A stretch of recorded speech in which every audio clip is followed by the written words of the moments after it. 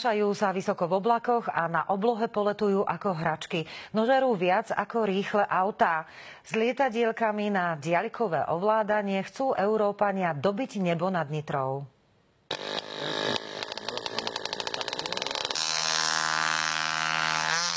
Angličan s lietadlom v kufríku cestoval stovky kilometrov do Nitry vlakom, aby tak povediac omladol. Vysoko do oblakov vyprevádza poctivo vlastnoručne pozliepaný vetroň aj 85-ročný Slovák. Začínal vraj, keď mal len 10. To napätie pri štarte. Ja som raz pripravený.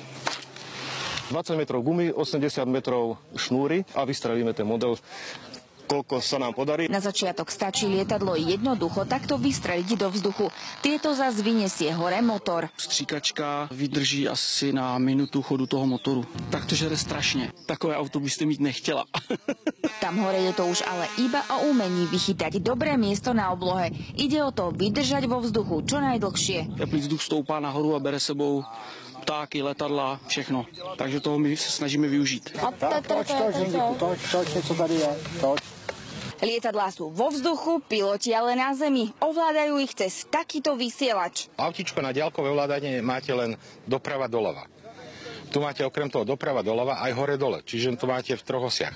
A je to dosť zložité. Ako vidieť, nie vždy sa však let končí hladkým pristátím. Pohľad na dolámané krídla skriví tvár aj tvrdým chlapom. Celú zimu sedím, pílim, lepím, brúsim, lakujem a prídem to vyskúšať, že či to letí alebo nie.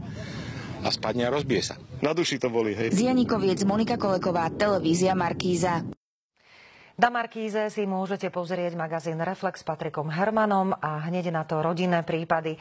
Aj dnes sa vo večerných televíznych novinách pozrieme na život do Chorvátska a povieme vám aj o tom, čo závažného zistili hygienici v škôlkarských jedlách. Ja vám ďakujem za pozornosť a želám pekný zvyšok dňa.